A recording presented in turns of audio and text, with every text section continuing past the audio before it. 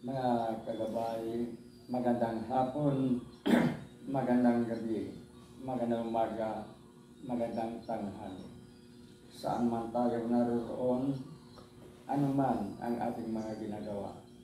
Una at higit sa lahat, ating ialay ang ating mga sarili sa ating Panginoon.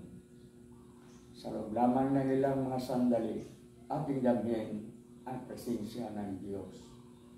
Sumasa atin ang pagpapala, ang biyaya, ang pag-ibig at ang kapayapaan ng Ama, ng Anak at ng Espiritu Santo na bubuhay at naghahari, iisang Diyos, magpas sa walang hanggan. Mga kagabay, malapit na ang buwan ng Disyembre. Pagka mabanggit ang buwan ito, ang pumapasok sa atin ay ang mga katagang Pasko na naman. Ngunit ang unang linggo ng buwan ng Disyembre ay isang mahalagang buwan para sa ating lahat. Sapagkat ito ang natating araw ng ating ina, ng ina ng Diyos, ng ina ng sanlibutan, ng ina ng sangkatawan, ang Birhen Maria. Sapagkat sa buwang ito, sa unang linggo ng Disyembre, ikawalong araw ng buwan, ay ang kapistahan ng Immaculada Conception. First of the Our Lady of the Immaculate Conception. Ano ba ang ibig sabihin ng Immaculada Conception? Isang malinis, isang dalisay, walang bahid dungis, anumang dungis, ang pagkabuo ng isang birhen, ng isang babae sa sinapupunan ng kanyang ina na hindi taglay ang anumang dungis ng kasalanan. Ang Birhen Maria, sapagkat siya ang pinakamapalad sa mga babaeng lahat. Siya ang napiling maging ina ng ating tagapagligtas. Immaculate Conception. Mula nang nabuo sa sinapupunan ni Santa Ana, ang kanyang anak na si Maria, hindi nito taglay ang tinatawag natin original sin. Ang kasalanang namanan natin sa ating mga biblical na mga magulang na sina Adan at Eva. Makasalanan tayong lahat, maliban sa dalawang tao, ang walang taglay ng namanan natin kasalanan mula kay kina Adan at Eva. Immaculada Conception. Si Maria, bilang ina ng Diyos, ay itinuturing ng ating simbahang Katolika na siyang katuwang na Jesus sa ating kaligtasan. Si Jesus ang ating tagapagligtas. Siya ang ating Redeemer. At si Maria, bilang kanyang napiling ina, napili ng Diyos na magiging ina ng tunay na Diyos, ang pangalawang persona ng Santissima Trinidad, ang tunay na Diyos na nagiging tunay na tao sa katauhan na Jesus. Sa madaling salita, si Maria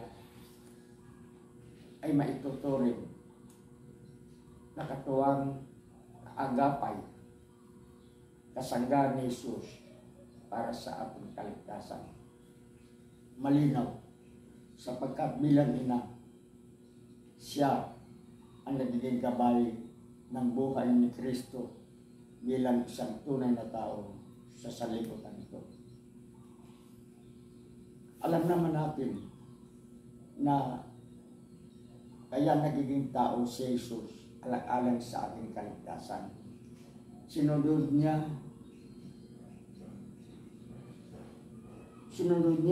ang kanyang ama. Sinunod niya ang kautusan ng ama. Pagsunod na parang alipin hanggang sa kanyang kamatayan na nakabayupay sa krus. Isipin na lamang natin, si Jesus na Diyos, ipinako sa krus, pinatay ng mismong mga kapwa-tao niya. Bakit ito itinuturing ng ating simbahan na si Maria ay katuwang sa ating kaligtasan? Alam naman natin anong kapanahonan ni Jesus bago siya ipinako sa krus, bago siya namatay sa krus. Si Jesus ay nangangaral, nagtuturo sa loob ng 3 taon. 3 taon. Lumabas siya mula sa Nazaret nang siya ay 30 taon at 3 taon siya nangangaral bago sa tinuluyang napatay. At si Jesus nagpapakain ng mga nagugutom, nagpapagaling ng mga may sakit, nagtanggol sa mga hihina laban sa mga makapangyarihang mga religious leaders sa Jerusalem noong kapanahon na yan.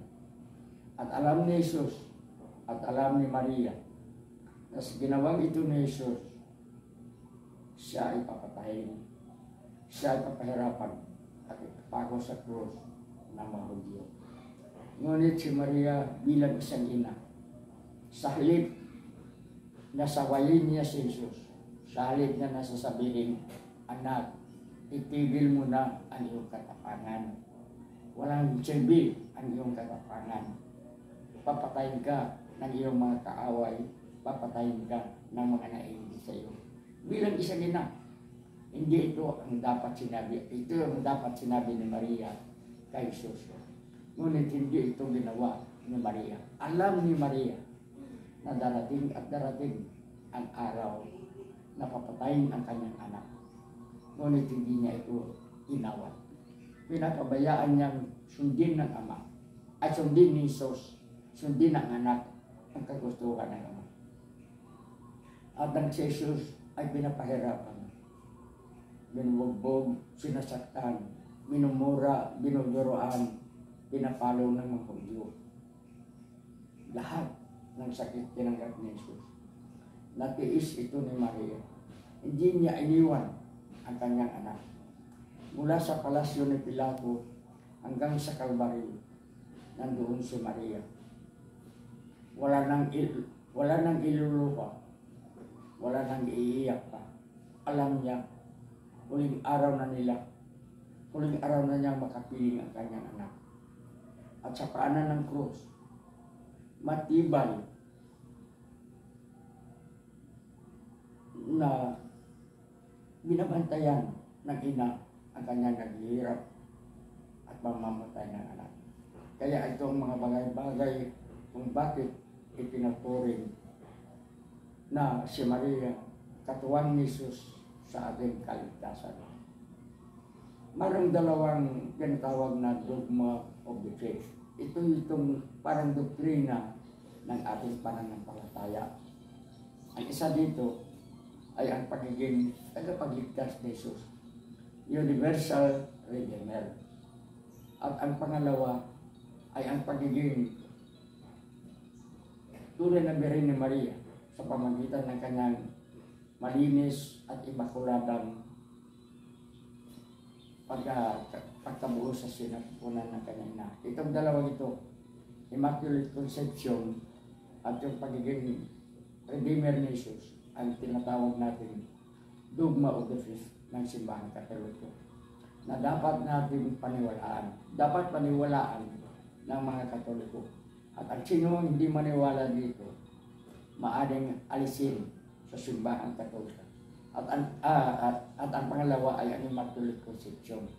Itong paniwala natin katuwang si Maria sa ating kaligtasan ay hindi dogma of the faith na maaaring tanggapin o hindi ng isang Katoliko at hindi siya matatanggal bilang isang Katoliko.